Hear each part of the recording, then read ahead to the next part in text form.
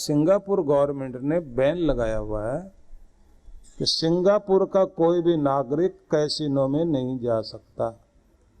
मतलब डूबेगा तो दूसरे देश वाला ही डूबना चाहिए, हमारे देश वाले का बेड़ा गर्क नहीं होना चाहिए, क्योंकि एक बार इधर आ गए फिर तो फंस गया, फिर नहीं निकलोगे। जगह जगह खोले जा रहे हैं और कई तो आइलैंड ऐसे हैं। हांगकांग के पास एक आइलैंड है, मकाओ में जा रहे हैं लोग और फ्री का टिकट देते हैं। अमेरिका वालों ने इतने खोल रखे हैं, नेपाल वालों ने खोल रखे हैं। सारे अमीर अमीर लोग जब भी मिलते हैं तो क्या बोलते हैं, बच्चों का दिमाग खराब है, छुट्टियां हुई, कमाने में उतना ध्यान नहीं है, गंवाने में ध्यान है। एक बार ऐसे दोस्त मिल गए तो रोज लेके जाएंगे आपको, और फिर वो जो लालच लग जाता है तो फिर उसके बाद तो आप टीवी में गेम चल रहे हैं तो आप वहीं बैठे बैठे दांव लगाओगे। शराब का नशा हो या जुआ का नशा हो, एक बार इसमें वो जो कहते हैं ना कि गिलासों में जो डूबे हैं ना उभरे जिंदगानी में, हजारों बह गए इन बंद बोतलों के पानी में, न जाने कितने कितने तबाह हो गए। एक बार डालो आदत फिर नहीं निकल सकता।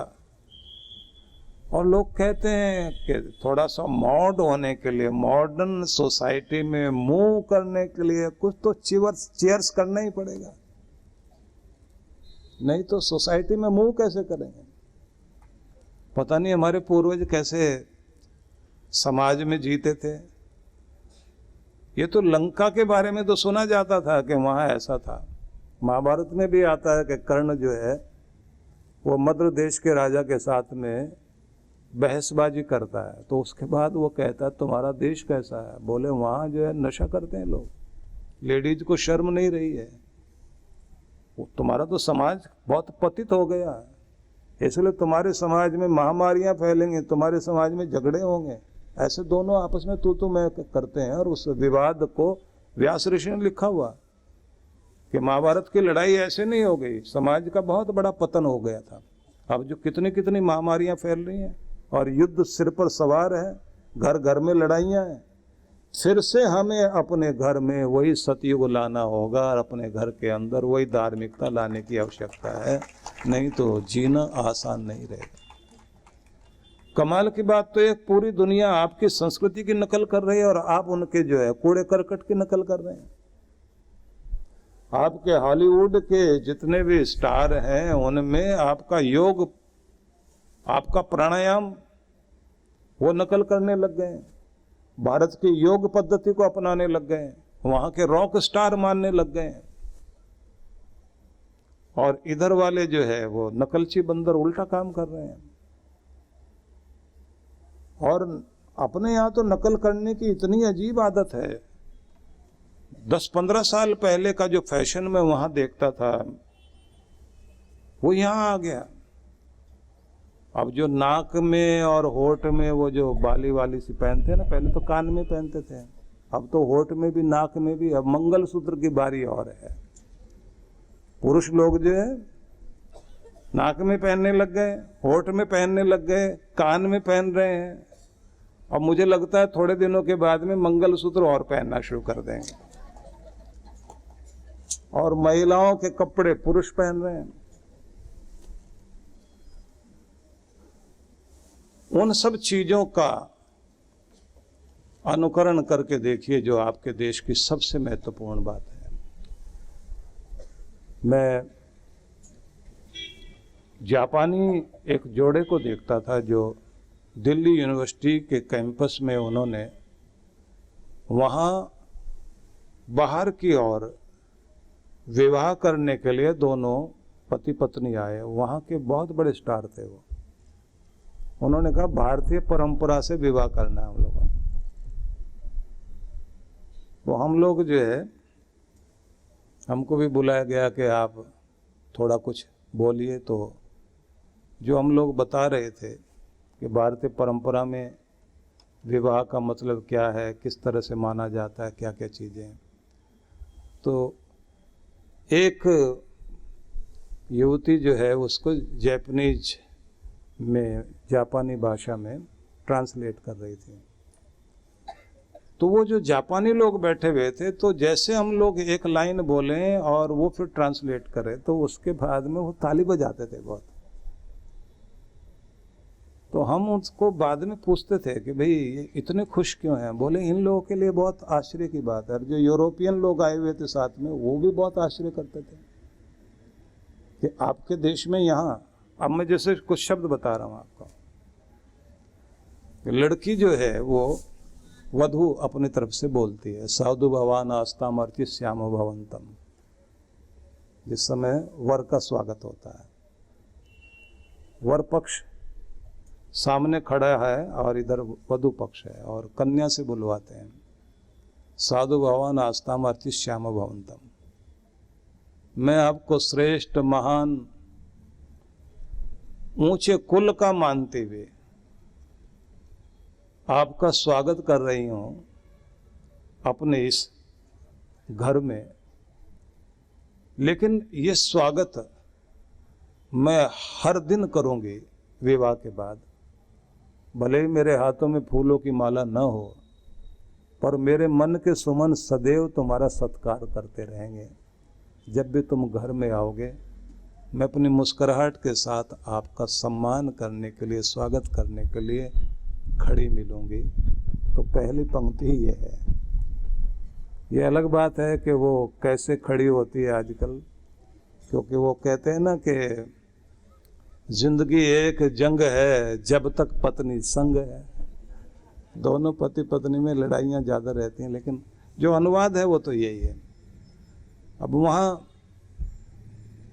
मधुपर्क दिया जाता है, मधुपर्क में फिर शब्द बोले जाते हैं, मधु वातारितायते मधु क्षंति सिंधव माधवीर गावो भवंतु न।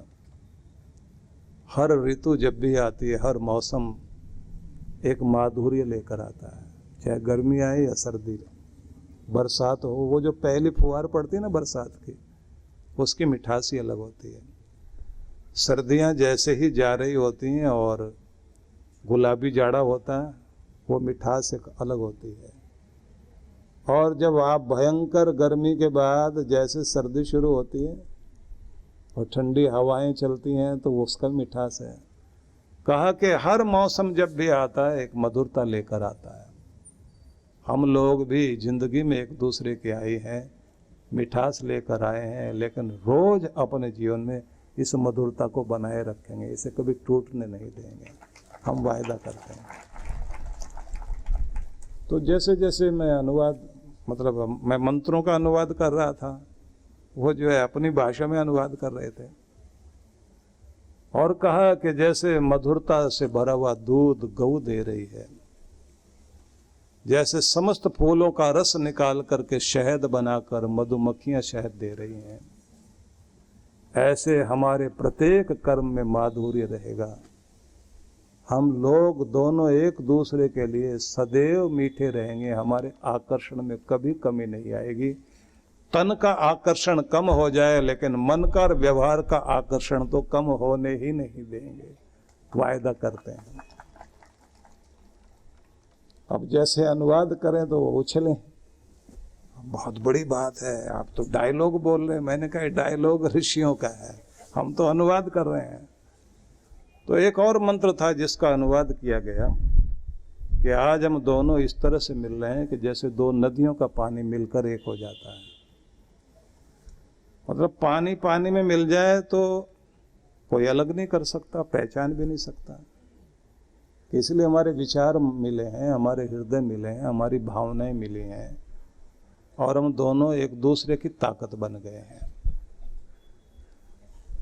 और वधू फिर कहती है कि अब तुम्हारा आदर्श ही मेरा आदर्श होगा, तुम्हारी जिंदगी के लक्ष्य को मैं अपना लक्ष्य मानकर तुम्हारा साथ दूंगी।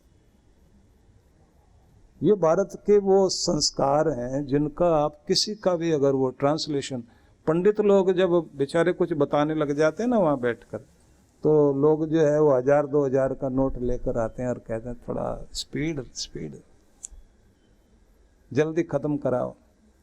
और शादी भी ऐसे टाइम में करते हैं जब सारे थके हारे होते हैं, सोचते हैं कि जल्दी से काम हो जाए। पर आपकी संस्कृति में बहुत कुछ अद्भुत भरा पड़ा है। तो मैं ये कहना चाहता हूँ कि अगर अपने घर को सतयुग में ले जाना चाहते हैं, नकल आपकी दुनिया को करनी चाहिए, आपको दूसरों की नकल करने की आवश्यकता नहीं है। और अगर कुछ सीखना है तो उन लोगों की अच्छी चीजें सीखनी चाहिए। जो विदेशी लोगों की अच्छी चीजें वो हमें सीखनी चाहिए। अब मैं ये देखता हूं कि वहां चाहे कोई कितना भी अमीर आदमी है, अपना काम तो खुद ही करते हैं सब लोग। शिकागो में हम लोगों का एक सेंटर वहां भी बना हुआ, तो जहां हम ठहरते थे पहले शुरू में, वहीं बराबर में एक कॉलोनी है जिसमें सबके अपने अपने हवाई जहाज हैं और सबकी इकट्ठी एक ही एयर स्ट्रिप बनी हुई, हवाई पट्टी बनी हुई कॉलोनी की अपनी। प्राइवेट प्लेन सबके पास में है। तो पीछे की तरफ हैंगर बने हुए हैं, हर एक कोठी के, हर एक बंगलों के पीछे की तरफ हैंगर बना हुआ जिसमें जो हवाई जहाज खड़ा होता है, सबके इसी तरह से। और आगे घर के आगे जो है उनके पार्किंग स्पेस बना हुआ है जिसमें उनकी गाड़ियां खड़ी होती हैं, और साथ में जो है ज्यादातर घरों में मैंने देखा उनकी जो है वो मोटर बोट भी साथ खड़ी होती है। तो शनिवार को ज्यादातर लोग या तो हवाई जहाज से या फिर मोटर बोट अपनी कार के साथ लगाते हैं और फिर वो समुद्र किनारे चले जाते हैं, तो समुद्र में मोटर बोट चलाएंगे। मुझे जो आश्चर्यचकित करने वाली चीज लगी थी, वहां पीछे उनका हवाई जहाज खड़ा है, आगे उनकी बहुत महंगी गाड़ियां हैं, मोटर बोट भी है, वहीं साथ में साइकिल भी रखी हुई है। तो मैंने कहा ये साइकिल कौन चलाता है? बोले यही चलाते हैं। हवाई जहाज वाले को साइकिल की क्या जरूरत है? बोले साइकिल इनके लिए रोज का काम है, साइकिलिंग करते हैं। हवाई जहाज को तो फ्राइडे वाले दिन, शनिवार वाले दिन, उस दिन यूज करेंगे। तो मैंने कहा इनके घर में कोई नौकर चाकर भी नहीं दिखाई देता है। बोले सब काम अपना खुद करते हैं, अपने घर की सफाई भी खुद करते हैं। इधर तो अगर कोई बहुत बड़ी कार वाला हो ना, किसी दिन साइकिल पे जाता दिखाई दे जाए तो लोग कहेंगे इसका लगता है साइकिल वाला ही हो गया, बुरे दिन आ गए इसके। ये तो बाहर से ही दिखाई दे रहा है कार वाला, लेकिन लगता है कर्जा वर्जा कुछ है, नहीं तो साइकिल पे क्यों आता। वहां के लोग जो है अपना काम खुद करना पसंद करते हैं। वो नवाबी ठाट वो नहीं है कि पानी का गिलास भी मांगना है तो देने वाला दूसरा होना चाहिए, पकड़ाए वो और पिए आप, उसके बाद भी फिर लेने वाला साथ हो, टेबल पर भी खुद नहीं रखना। आखिर तक आपका शरीर साथ देता रहे और आप अपना काम खुद करते रहे, और आपकी मुस्कुराहट भी कायम रहे और आपकी सेहत भी कायम रहे, और आपको किसी का सहारा ना लेना पड़े, बल्कि आप दुनिया में दाता बनकर जिए, तब तो आपकी जिंदगी जिंदगी है। नहीं तो फिर आप सहारा लेकर जी रहे हो। एक और चीज आप देखेंगे कि मैं अब जो वहां देखता हूं, ज्यादातर अमेरिका में मेडिटेशन और योगा के सेंटर बहुत बन गए हैं और सिखाने वाले भी लोग उन्हीं के हैं। एक सज्जन जो हमारे बता रहे थे, उनका बहुत बड़ी कंपनी वहां पर है सिंगापुर में, तो उन्होंने मेडिटेशन के लिए टीम बुलाई थी, मोटिवेशन के लिए अपने सारे कंपनी के लोगों को इकट्ठा किया। तो जो मेडिटेशन कराने के लिए आया वो अमेरिकन आदमी था, और उसने ऐसे ही बैठा के कहा अब श्वास भर के ओम का उच्चारण करो।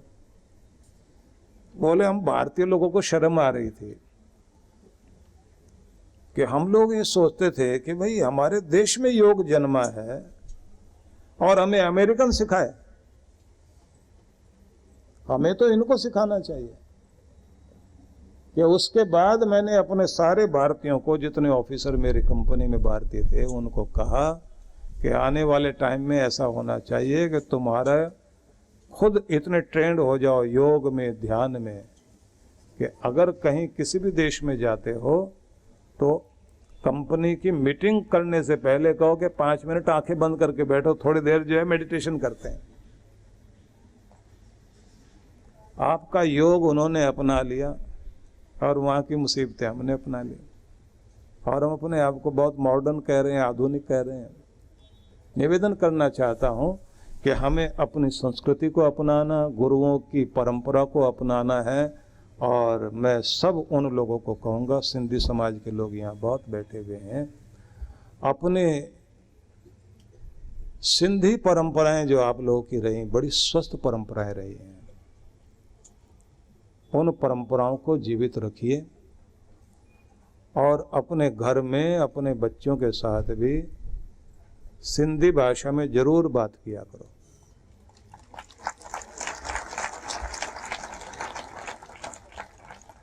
और जो जीवंत संस्कृति आपकी है, आपके यहाँ जो मस्ती में आकर लोग नाचते गाते हैं, जिंदा दिली जो आप लोगों में दिखाई देती है, वो साधारण नहीं है। सिंधी समाज में मैं ये गुण देखता हूँ, ये आसानी से किसी को नहीं मानते, और अगर मान लिया तो फिर उसके साथ बहुत दूर तक साथ निभाने वाले होते हैं और बहुत प्यार वाले लोग हैं। लेकिन साईं झूलेलाल की उन सारी चीज़ों को बच्चों को जरूर सुनाओ। किस तरह के अत्याचार के दौर में उनका प्राकट्य हुआ था। सिंधु दर्शन तो करने के लिए बहुत कम लोग जाते हैं। आप लोग लेह लद्दाख जा सके तो बहुत अच्छी बात है। जाएं तो एक आश्रम हमारा मनाली में उधर पड़ता है, एक रास्ता इधर से जाता है, एक कारगिल की तरफ से जाता है। बहुत लोग उधर से होकर जाते हैं। हमारे कितने सारे लोग हैं जो इस कार्य में भाग भी लेते हैं। लेकिन मैं चाहूँगा कि अपनी संस्कृति को और जीवित रखिए, उसे मजबूत बनाइए।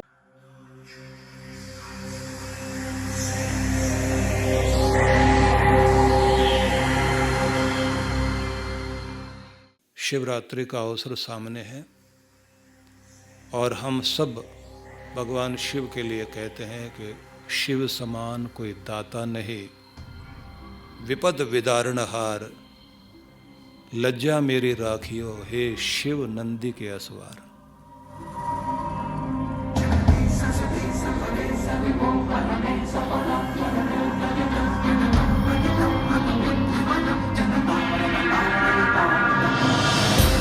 इसलिए आनंद देने वाले शिव हैं, संकट मोचक शिव हैं। और जब किसी से कुछ भी नहीं बन पाए, कोई भी आराधना सफल ना हो पाए, आखिर में आदमी कहता है शिव की शरण में चलें, महामृत्युंजय का जाप करें तो हमारे कष्टों का निवारण हो।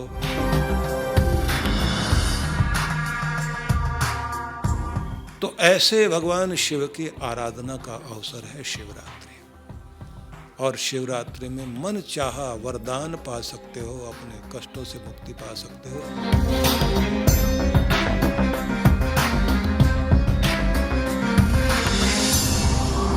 और शिवरात्रि से 2 दिन पूर्व का कार्यक्रम हम लोगों ने रखा है, जिसमें आप लोग यहाँ ध्यान में भाग लेंगे।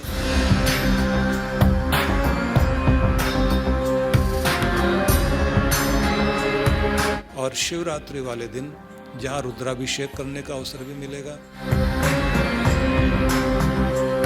शिव का यज्ञ करने का अवसर भी मिलेगा, शिव सत्संग में भी आप लोग भाग ले सकेंगे।